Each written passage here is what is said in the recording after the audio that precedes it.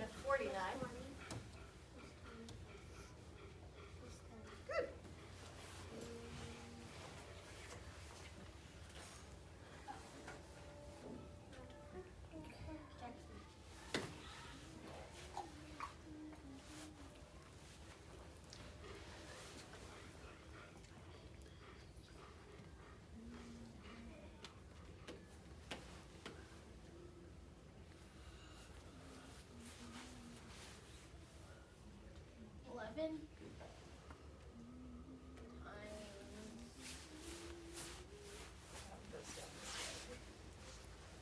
Times nine.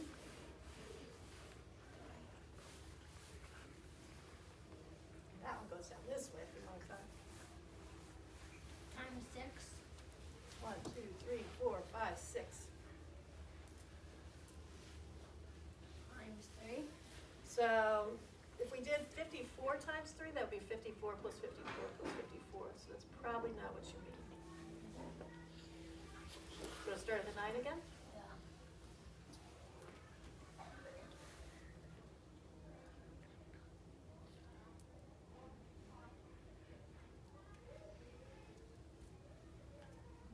Times 7. 1, 2, 3, 4, 5, 6, 7. Plus 10. Plus 10. Plus 10.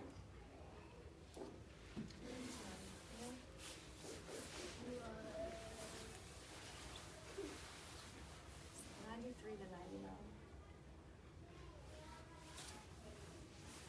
Plus 6. 1, 2, 3, 4, 5, 6. You got it. Nice. All right. We have that.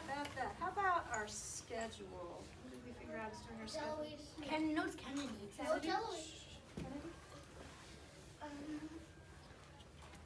Morning meeting / Matt's business. 9 o'clock work time. At 9:30, 3 to 6 shadow. 10:15 snack. 10:30 work time. 11:30 recess. 12 o'clock lunch. Catch up. Read. Write. Draw.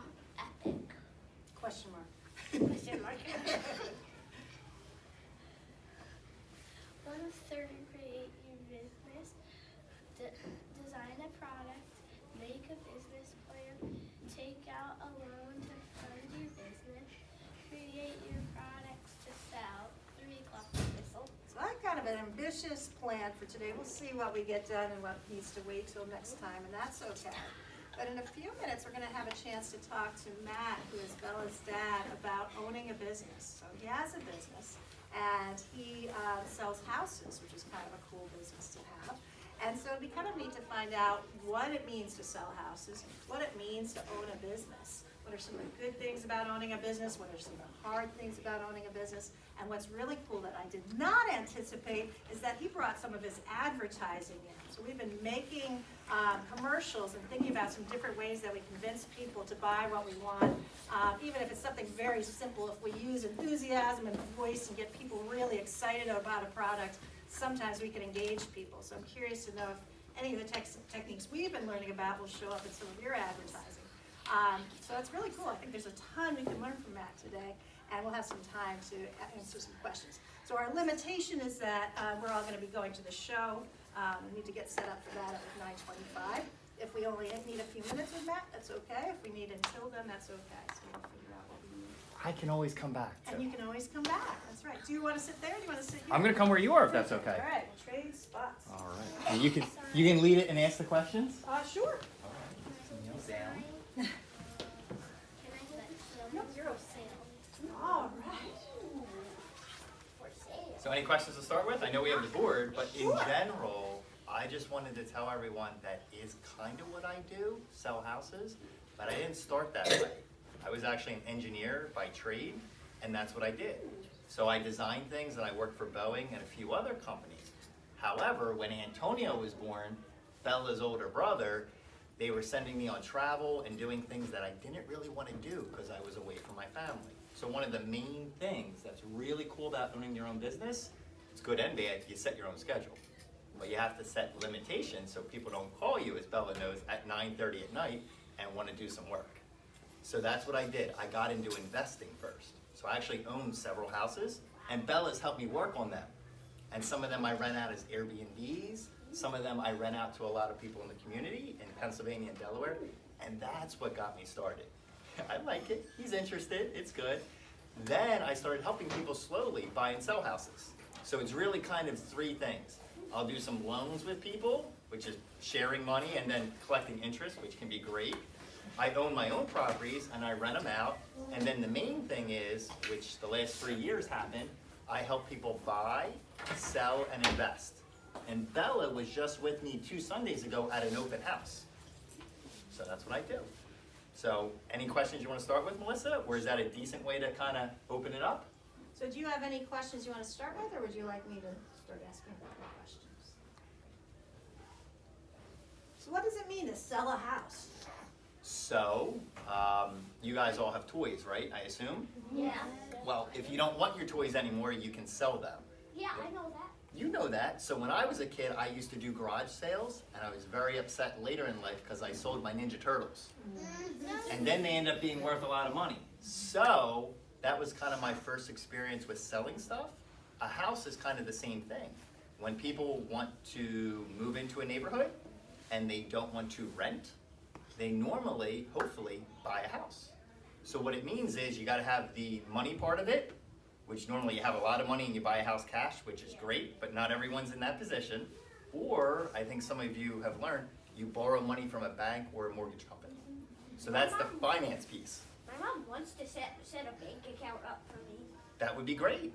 That would be great. Bella kind of has points. We kind of make it equivalent 1 point to $1 to make it simple. But in general, it's really good to own a house because a lot of people that rent, it's good too, but when you own a house, it's yours. You can do things to it, you can kind of make it yours, and when you rent, sometimes you don't have that flexibility. What's the difference between renting a house and buying a house? So renting a house, so some people rent off of me. I'll own a house, and it's technically mine, so someone pays me rent every month. They can be there for 6 months, a year, 5 years, but they don't ever own it. All their money just goes to paying me, which I like, but they never get to own the house. So that's renting. You're basically borrowing. Trying to think what it would be like. If you guys go to a birthday party and rent out Oasis, you're there for a certain time period, but it's not yours. So a house, when you buy it, it is then yours. And the good thing about buying it, I know you have a lot of questions, is if you ever change your mind or you get a different job that takes you to a different state, then you have something to sell. My mom rented a house. She did? A lot of people rent. Yeah, me too. My dad was like a builder, like for electrocution, and we have this tiny little house we moved out, and it's like you said, it's and we do stuff to it to fix it. That's good. I like that because some of my tenants who are renting my houses, they think the house is theirs and they do whatever they want, but technically they shouldn't. What do you got? My dad sees different houses that are broken, and he has different workers to help him fix the house. I might know your dad. So he runs a company that fixes houses? Yeah. Let me know. Because that's what I also used to do back in the day, and I still do now. But I got too busy selling houses and doing things that I'm no longer technically a contractor. But I grew up when I was Bella's age with my dad and my uncle installing carpet and flooring. So I learned a lot of the basic trades that, quite frankly, helped me when I got older. Questions? Melissa? Well, it just sounds like there's a lot of different parts about a house. So there is the actual buying and selling of a house, there's the building of the house, there's the making sure everything's fixed for the house. There's a lot of different pieces to it, right? So which part do you do now? So unfortunately, I do everything, Uh-huh. but the main thing for the business of real estate is simply selling the house. So somebody can come to me and say they want to sell and move to another neighborhood. So then this is where it ties in with marketing. I'll go there.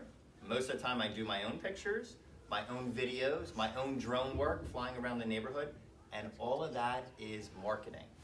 Because what we want to do is get so many people online to see it that then they come to the house. And then they want to buy it. And then if one person wants to buy it, that's good. But if 2 people wants to buy it, that's even better. Do you know why? Yeah, because that's more money. A bidding war, yes. So that's what it is. And what if 10 people want to buy it? Then That's you're like- gonna get a that's lot like of money. $1,000. There you Why go. would you get a lot of money if there were 10 people instead of one person, do you know? One person would try to pay this amount, then 10 other people. One person would bid higher and higher and higher until the 10th person bid like 1,000. Right? Yeah. So you guys know the basic principles. That's economics, and it's economics 101. You'll learn this later. Supply and demand. So with COVID, a lot of people wanted to move, but not a lot of people wanted to sell. So there was an imbalance in supply and demand. So technically, that was really good for the people, the buyers or the sellers. Does anyone know? Sellers. Sellers. Because I could sell a house that was not great, and we would get 10 people who wanted it, or 20 people, or sometimes 50 people. Or like, that's like $1 million. Some houses were really, really high. It was crazy. And houses are like $1,000. So the normal home, good point, the normal home in North Wilmington now is around $400,000. Just to let you know. And Bella's house, where her mommy still lives, guess what? We bought that 11 years ago for about $320,000. So 320, now it's worth about 480. Whoa. So the difference between it, I know you guys are pretty good at math, is $160,000. That's called equity. And we've been paying down the mortgage, so there's even more equity. And that's the main thing why it's good, in my opinion. You guys don't have to buy a house yet. It's good to want to do that because when you rent, if you rent for 10 years, you have zero equity. So you have nothing when you're done your lease. Yeah. So that's kind of it. That's mostly what I do. I also fix houses. My I do a lot of mom's things. gonna buy a new house. She's gonna buy a new house? I know where you guys are. Yeah. Where's your birthday party? Look at it. I don't forget things. I forgot it. You forgot it? I think I know where Huggy lives. Yeah. So you get a house that you want to sell. He lives 10 minutes away from me. I can walk How the do same you- distance.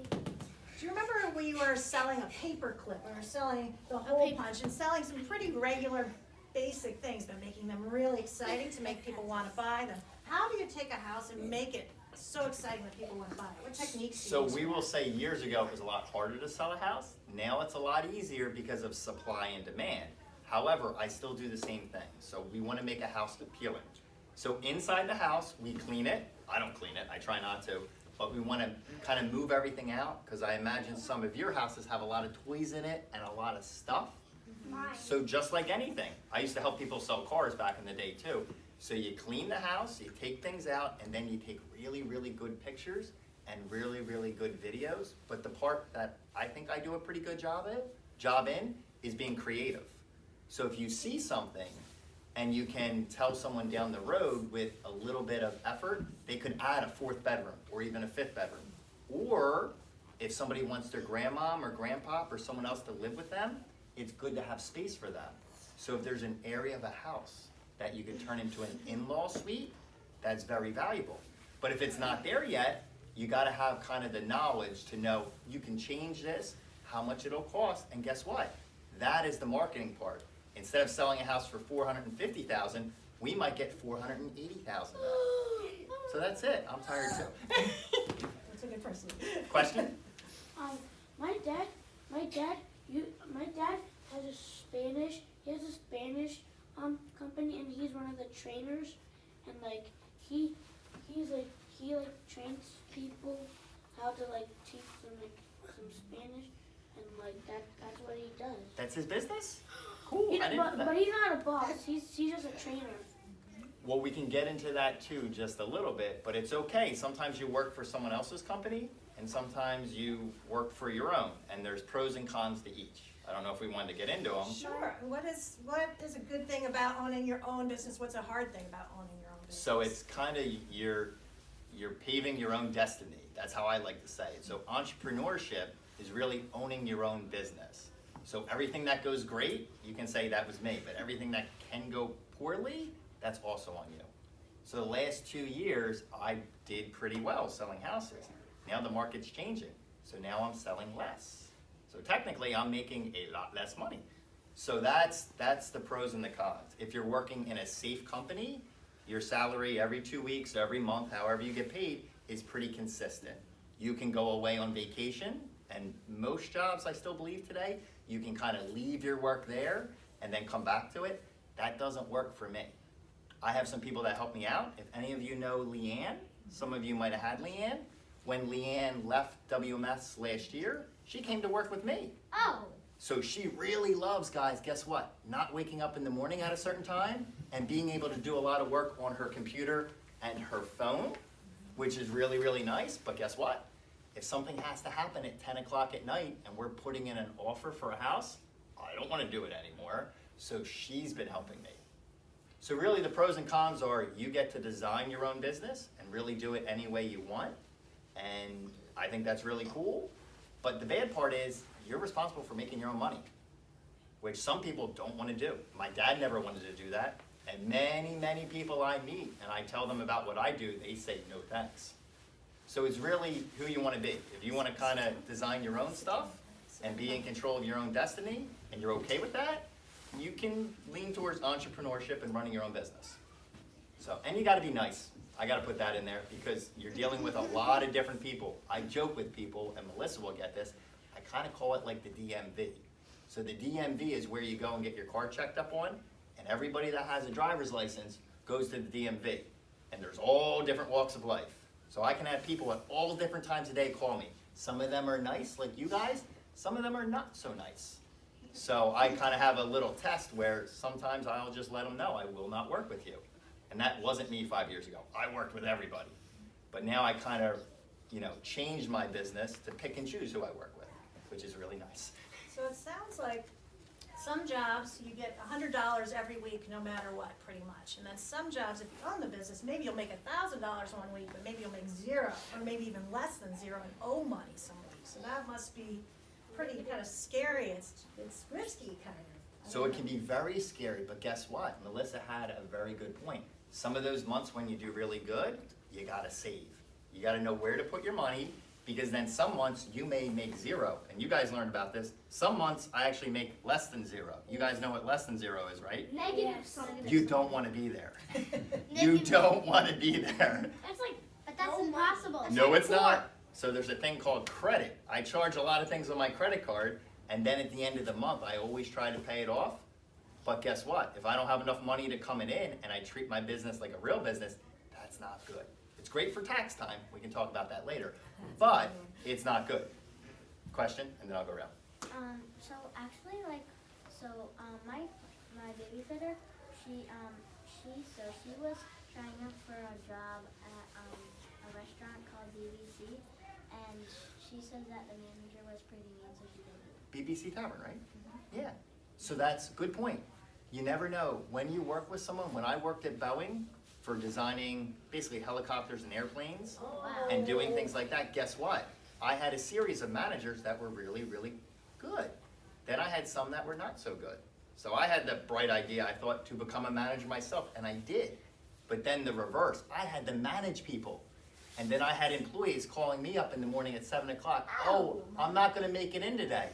And guess what? Sometimes that put their workload on me, and I was not a happy camper. I did very well in school when I was young, and I liked kind of controlling my own stuff, so running my own business I think was made for me.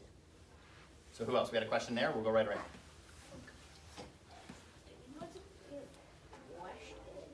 But my mom works at a real estate.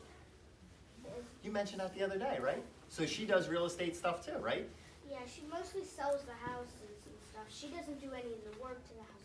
She finds people that want to buy houses, and then she talks to her boss to see if he would like them to buy that house. And then if they say yes, they'll have mortgage or all this stuff. So you know a thing or two. Good. We'll go right around. What do you have? And my mom sells stuff too. She's got a business too. And you know what? They're all similar. I used to think businesses were different. Someone owns a car wash, a laundromat, a salon. Once you guys learn, they're really all the same. It's all about managing employees and managing credits and debits. So money coming in and money going out. So some people that I'm friends with in some of my groups, that's what they do. They graduate from, you know, kind of running their own business to running several businesses. And that used to blow my mind, but now I'm like, that's not a bad idea. So we'll go right around. What do you have? So when my mom before she came here, she worked at a restaurant in Peru. So if you break only one dish, you get fired. Really? Yeah. So that's another thing. When you work for yourself, I don't condone making a lot of mistakes, some happen, but you're in control of that. When you work for someone else, like Daphne said, guess what? If something happens, you're not in control of that. And sometimes mistakes do happen. So, just a little side note. What do you have? My dad's an engineer. You think? What's the company? Do you know what he works for? Who he works? No? Well, My dad works for Pfizer. Pfizer. Oh, that makes sense. Well, an engineer is good. If you remember it, let me know. And I think I missed it earlier. So my dad's, I remember driving in my mom's car, moving to my other house right now, and my house was like not. This school is like not. The school is like 100 times bigger than my other house, and my house is like bigger than this school. Really? And my mom wants me to, next summer, my mom wants me to work with my dad in the summer, because she wants me to learn a thing or two for me. I think that's a really good idea. I meet a lot of people these days, and I even had a lot of people renting in my houses that are really good people, but they didn't learn things when they were young. And then even people that don't know simple things, like how to do laundry. And my mind is blown. So anything you can learn now is good, and any traits you can learn. I went to school, I did fairly well, I became an engineer. I think there's a pendulum. There's also traits out there. A plumber, an electrician, a roofer. People need these people. When your toilet's not working or it's backing up, nobody likes that. So guess what? Plumbers can make a lot of money. Yeah, we'll go around. We'll go back to Melissa.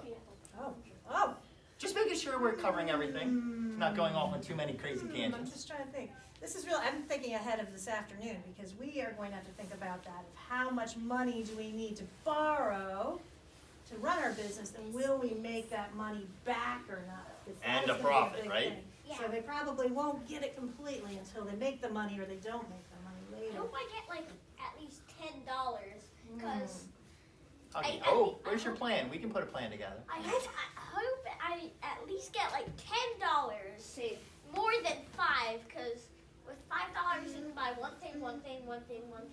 But I'm gonna put my prices up a little higher than that. Well, you know what? That's a good kind of segue. I brought a game. There's a game. We don't have to open it yet. It's going to go to Melissa. She's going to handle it. But there's also an online version. And it kind of teaches you that. So it's here. It can stay in the classroom. But that is a very, very good game. And it might kind of tie into what you're doing. And we probably won't, for my opinion, we probably won't use only a lot of money, because we're making. Well, you're gonna have to talk to your partners about it. So just maybe I'll introduce this in case we get any advice from an actual business owner. So we are going to make products out of pieces of paper. You're gonna have to pay $1 for every single piece of paper that you want to buy from me, right? You are going to have to, I forget how much, maybe $5 to rent your store. I forget how much it is. And you're gonna have to pay maybe $3 to get a supply bin with markers and scissors and those sorts of things. So you are going to have to figure out how much money you need to borrow from the Bank of Melissa to get your stuff. Is that a real currency? Oh, gosh. Robbing. It will be, one day. That's my next job. And then, okay, so you're gonna borrow money, you're going to make your products, and then each person will have $5 to spend. So you're gonna have to figure out how much you wanna charge for your products, and then we'll find out, and then you have to pay back the loan. You'll see how much money you make. So do you have any thoughts on that? Any strategies as you think about That's like $10. what you might wanna make, how much you might wanna make, and how you're gonna make some money? Jana, do you have any strategies you're thinking about? Maybe we're gonna do a fortune teller, I think. How are you gonna make money on the fortune teller? Maybe it could be $15 to spend. Well, if it costs $15 and I only have $5, I can't buy your product. So then you don't get it. Nobody will buy it if it's too much. So nobody has more than $5. So you want to think about that. If it was $4, you better hope that they don't want anything other than one fortune teller. Now, if Aiden ends up selling his things for 50 cents and I could get a whole bunch of stuff there, I might think about that if I were going to spend money. So you really have to think about how much you're going to charge, how much you're going to make, if people really want yours more than they want anybody else's, right? So there's a lot of things that we'll get to think about. Hopefully we'll get to do it twice because we'll get to do it the other class too. Leland. I hope it's not about winning. It's not about winning, it's about making sure you make money instead of lose money. So after you take out your loan, will you be able to pay it back, or will you actually still owe me money, which is a little uncomfortable for everybody? Jackson. I think paper airplanes, and they're gonna cost $5. So if you make one paper airplane, it costs $5, you better hope that somebody wants to spend all of their money on one paper airplane. So it better be a fantastic paper airplane, because if there's anything else anybody wants to spend their money on, they might go to a different store. So if you're gonna charge $5, it better be a phenomenal. That's the only thing I want in the world is one paper airplane. Daphne, were you gonna share something? I'm sorry. Oh, no, keep, yeah. Daphne, what are you thinking? If I were gonna make a bookmark, I guess I'd just sell it for $2. So if you sold one bookmark for $2, would it be a big bookmark or a little bookmark? I guess a medium size. So if you made a medium-sized one, you might be able to make a lot out of one piece of paper. So that's kind of nice because you have to pay $1 for each piece of paper. So if you need a piece of paper and you have one airplane with one piece, so that's going to be $1 you're going to spend already. Or if you have 6 bookmarks, then you can make 6 bookmarks of one piece of paper. What are you thinking, Leah? I can like do the thing that I did last year, which are mystery cards. You just pick one out, and there's a drawing. Were you on Antonio's team last year? I'm trying to remember. You might have done something like that. It's the whole Pokemon craze. So I think okay, cool. So that might be a thought you can talk your group into. A couple more thoughts, and then we'll move on. Leland. So what my dad taught me is the less expensive it is, sometimes more people will want to buy it. So sometimes that's true. I went to the dollar store yesterday because the stuff is pretty cheap there. But it also breaks pretty easily. So Yeah, I one didn't want to part with a lot of my money, but I also know it's not very One time at good the dollar stuff. Like Ellis. Five Below. My business, when I grew up, I want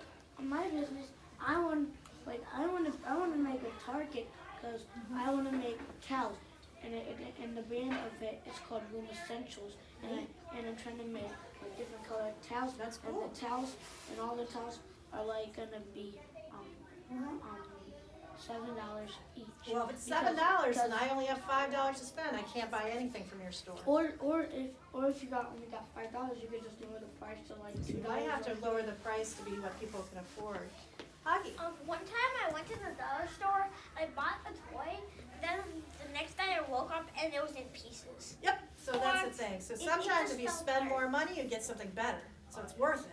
And Sometimes. it lasts longer. And it might last longer. Sometimes you do that and people think it's okay to buy something that breaks every year or 2 years. People buy a lot of grills, Yes. and that's something I noticed, that every year or two you end up buying a new one. But it might be $200, but you buy a good one for $500 and it lasts for 10 years. Well, yeah, but Lot of I money. have a Lot of girl money. that my mom's Yeah, it's okay. friend got, and it's been here for a long time. Yeah. So real quick, I wanted to touch on something else. So I'm here because my job is flexible. So all my kiddos' sports and extracurricular activities, and Melissa knows anything here, I can always make time for it. So that's something good. Some jobs allow you to do that, but you have to ask permission. And sometimes the answer is no. Yes. So that's something that didn't sit very well with me. And then along your businesses, who has an Alexa device in their house? A lot. So if you want to, you can say play lemonade stand. What? I don't know if you try it when you go home. So they give you the price of the lemonade, a mini advertising budget, and the cool thing is they tell you about the weather. So when it's really hot and sunny out, people want to buy more lemonade. But when it's cloudy or rainy, nobody wants to buy lemonade. So if you guys want to explore that, that's kind of fun, and Antonio and Bella sometimes play that in the car. It works to keep them calm, and they learn a thing or two. Check that out. You can handle the questions. All right, so I think we're gonna have to get settled for just a minute, but what I'm thinking is that after we get a chance to do our business, we might need to send you an email or something and ask you some questions, and say, hey, this kind of didn't go exactly like what I thought, do you have any advice, anything like that? Is that okay if we ask you any questions? Absolutely, I'm here to help. All right, Yeah. yeah, I think we're probably gonna. Oh, you're pointing, that's the advertising, yeah, so signs. He pointed out a sign that I even yes. forgot what house it was on. I used to not do signs, and I used to kind of just do very generic ones. Yes. But case in point, people remember when your face is on it. So I was never that type of person, but it works. And you have a pen. Of course, if I'm at a coffee shop or the airport and someone says something, it's kind of like subtle marketing. If they have a question, they can come to me, but I don't want to be like, hey, you want to buy a house? You want to sell a house? Come on, guy. Not my style. And it seems to work. This is pretty neat too, because I don't know if you can see it. So it's got his picture, it's got the phone number and email and things, so you can call if you want to. But it's also got questions. It says real estate questions. How much is my home worth? Can you recommend a good? Is now a good time to buy or sell? So I'm reading those questions saying, I have that question. Now I know who I can ask. So that was kind of a cool technique to get the audience to think about things that maybe they weren't worried about before, and then maybe they'll give them a call. And in marketing, it's called like a call to action. It might be nice to have something out there, but if you don't have a question, then a consumer or a buyer or an interested person may not reach out. Because I'm the same way. I may see something I like and go, okay, but then I read the question, I'm like, I do have those questions. But wait, act now. Oh, they or for 15% off. Coupons, we didn't talk about coupons, they do work. Yeah. All right. So I'll do my last words, and then we're gonna probably move on here. Looks like we're about So, done. this is a question. So, when Antonio gets like a grown up, are you gonna give the business to him or no? That's a very good question. I'll give you a detailed answer and a simple answer. So everything that I do is going into a trust. We can talk about that later. It'll go to Antonio, Bella, and Eva. And they'll have to figure it out and fight for it. Just kidding. But the better simple answer is, I think everybody should learn multiple things. I don't want anyone to be a one-trick pony and just do one thing, because the world's evolving and changing. I think real estate, what I do, may be dead in a couple years. So it's good to have some skills that are transferable, meaning you can take them from one business to another, and it's always, always, always good to be nice, friendly, and helpful. Because if you do that, you can work in a lot of different businesses. I have some people that only do one thing, and that's all they can do. So it's good to just be diverse, in my opinion. Very cool. I think this is so much to think about. This is kind of exciting.